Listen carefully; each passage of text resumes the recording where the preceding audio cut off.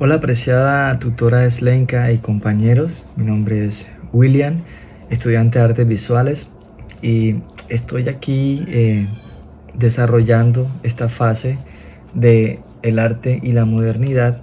Debíamos elegir mínimo dos países y hablar sobre la modernidad en América Latina y en caso pues elegí un país que me gusta mucho y que espero en algún momento poder visitarlo, que es México.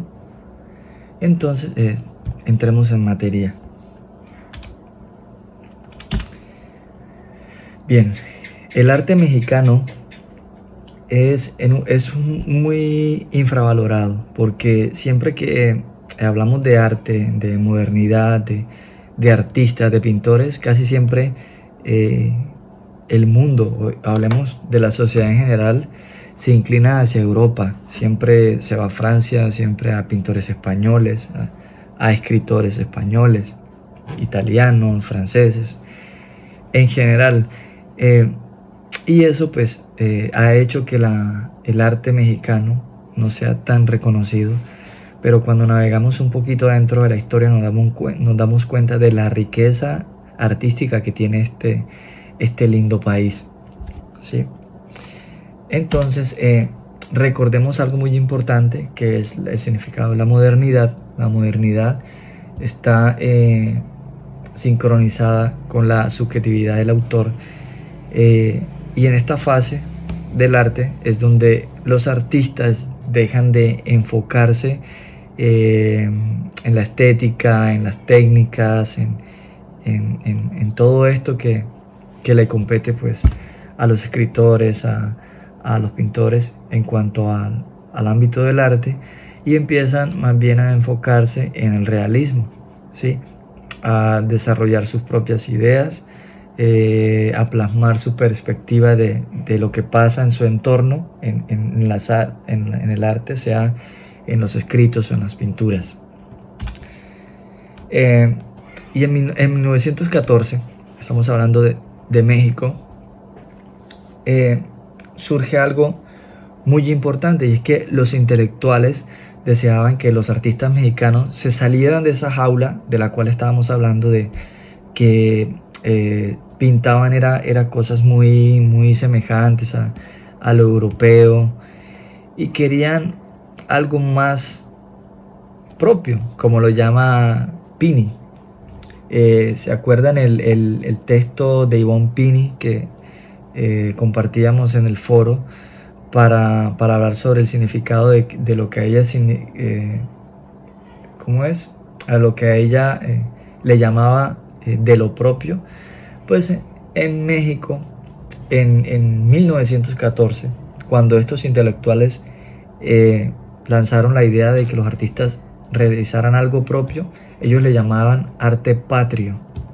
Es lo mismo que Pini le llamaba de lo propio. En México le pusieron ese nombre como arte patrio.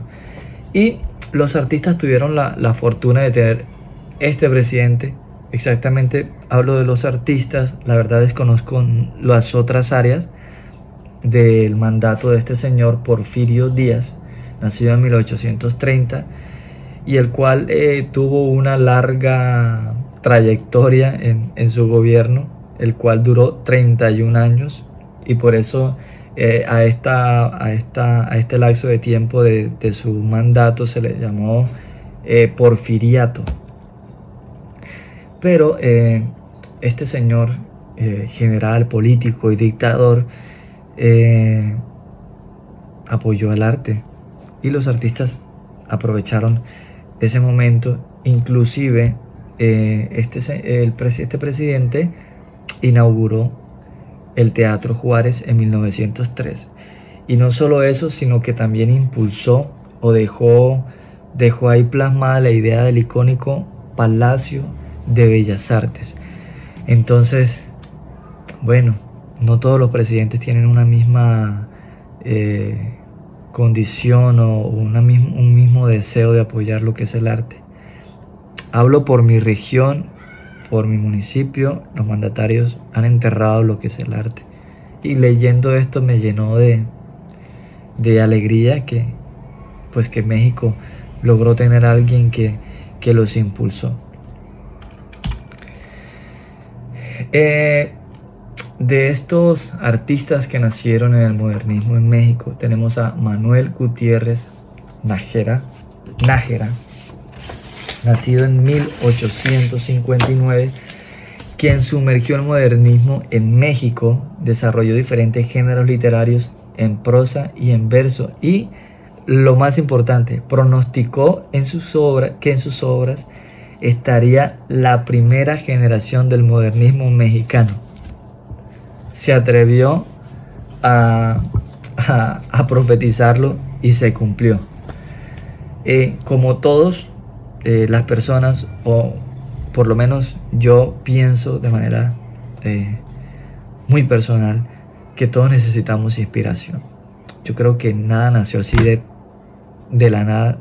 Por algo debió inspirarnos.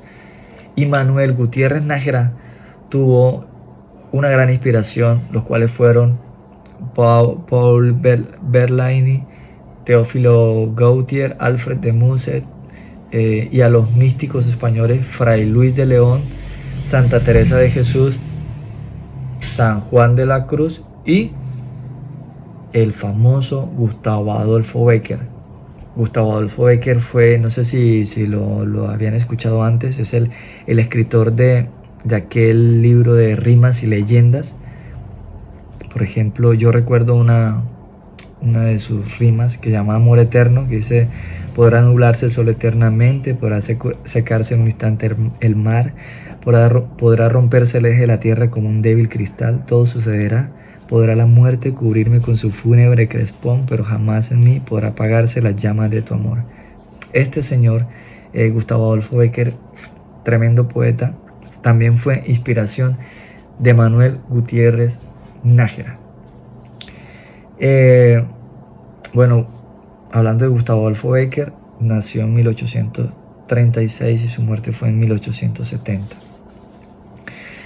Pero no solo los escritores entraron a esta área del modernismo en México, sino que también la pintura tuvo un papel muy importante. Entre estos tenemos a José María Velasco, nacido en Temascalcingo, Estado de México, el 6 de julio de 1840, y falleció en la Ciudad de México el 26 de agosto de 1912. Bueno, ¿cómo era José María Velasco? Era uno de los exponentes de la época que incursionó obviamente en el modernismo, sí, pero entonces se destacó por el expresionismo y en el paisajismo. Entonces, dejemos de pintar o de hacer copias de lo que se pinta en otros lados, y más bien vamos a dibujar lo propio, vamos a pintar lo propio. Y José María empezó a realizar los dibujos de los valles de México. Los demás pintores de esa época pintaban cosas relacionadas con la religión y la costumbre. De hecho, México ha sido un país que se ha destacado por ser demasiado religioso. Entonces, José María Velasco dio un salto totalmente diferente y empezó a dedicarse más bien al paisajismo. Y este señor fue profesor de los muralistas José Clemente Orozco, Diego Rivera y David Alfaro Siqueiros. Y aprovecho para decirles que este último, David Alfaro Siqueiros, fue quien relacionó en 1921 desde Barcelona el primer manifiesto de arte mexicano, el cual es el documento modelo origen de la producción artística nacional. Entonces era una de los puntos que profe, usted nos orientaba sobre, quería que expusiéramos en este tema, donde si en el país que elegíamos se encontraba un manifiesto de arte. Y precisamente David Alfaro Siqueiros lanzó desde Barcelona el primer manifiesto de arte mexicano en 1921. Podemos ver las obras de José María. Hablamos que incursionó en el paisajismo. Aquí tenemos este Valle de México, realizado en 1910 con el estilo del realismo. La verdad es muy real, parece una fotografía, y diseñada en óleo. Tenemos esta de Árboles del Piru del Tepeyac en 1905, también con el mismo estilo del realismo. A mí en lo personal me encantó la manera de pintar. Se ve muy natural. Parece una fotografía con un filtro de esos que tienen por ahí los celulares. Está este que se llama El Árbol de la Noche Triste, realizado en 1910.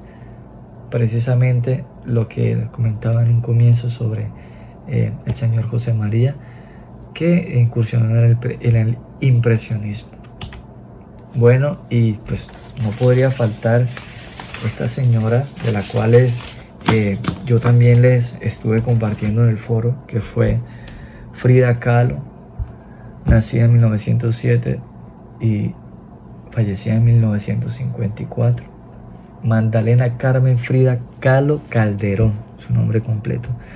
Bueno, Frida, pues lastimosamente, y digo lastimosamente porque nos hubiera gustado ver que un artista como ella hubiese vivido mucho más, ¿no? Digamos así, murió joven, ¿no? A los 18 años tuvo ese trágico accidente, el cual la dejó muy mal de su columna. Y en medio de estar allí como en ese proceso de salud, empieza a pintar, y allí, como dicen por allí, el resto es historia. Frida, pintora mexicana, aunque se movió en el ambiente de los grandes muralistas mexicanos de su tiempo y compartió sus ideales, Frida Kahlo creó una pintura absolutamente personal, ingenua y profundamente metafórica al mismo tiempo, derivada de su exaltada sensibilidad y de varios acontecimientos que marcaron su vida. Yo creo que sería genial, compañeros, profe, si la tuviéramos en vida, preguntarle para ella qué significa de lo propio, lo que el texto del Pini nos enseñaba, de Iván Pini, porque fue un artista que realmente incursionó en de lo propio, o en lo que mencionábamos por aquí en un comienzo, en lo que significa ellos le llamaron el arte patrio, y ella sí que lo era, desde desde sus obras, o digamos más bien desde su manera de vestir hasta sus obras. Estas son una de sus obras. Este autorretrato que lo compartí en el foro. Por aquí creo tener donde yo les comentaba el significado de esta obra. Autorretrato en la frontera entre México y Estados Unidos, realizado por ella en 1932 con la técnica de óleo sobre metal, sus medidas, y está ubicada en la colección Manuel Reynoso en Nueva York. Curiosamente, ella no estaba muy a gusto en Estados Unidos, si lo han leído. Y precisamente esta obra es lo que indica esa condición de ella, estar entre México y los Estados Unidos. Tiene una expresión de un contexto de ella muy personal, y habla sobre que tiene su tierra natal, que es México, el cual lo representa con todo esto que está por acá. Pueden ver aquí la naturaleza, la cultura, sus tradiciones. Aquí está, como son las pirámides. Está acá el dios de la fertilidad, el dios azteca Tezcatlipoca y Quetzalcóatl, el dios de serpiente emplumada de los aztecas, ambos representados con el sol y la luna que están por acá. Y del otro lado tenemos a Estados Unidos de América, país, acá está, en el que se encontraba muy disgustada y agobiada. Incluso se enojaba ver que había mucha gente que aguantaba hambre mientras que el capitalismo derrochaba el dinero en cosas absurdas. Nada comparado, pues, o digamos así, algo muy similar a lo que ocurre en nuestro país. Otra cosita que hay allí, en esa misma pintura plasma la fábrica de Ford y los edificios representando el capitalismo. Y pues obviamente ella se autorretrata con su cigarrillo y con su bandera mexicana.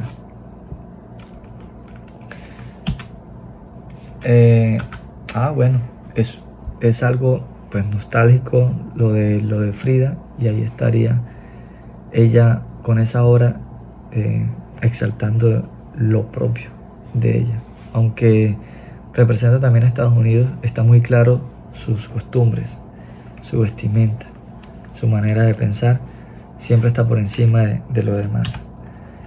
Está esta obra también, La columna rota, en 1944, estilo arte naif, primitivismo, un autorretrato realizada en óleo, y está en Dolores Olmedo Collection, en México City, la Ciudad de México. Está esta otra obra, Henry Ford, La cama volando se llama. Ella, creo verle varias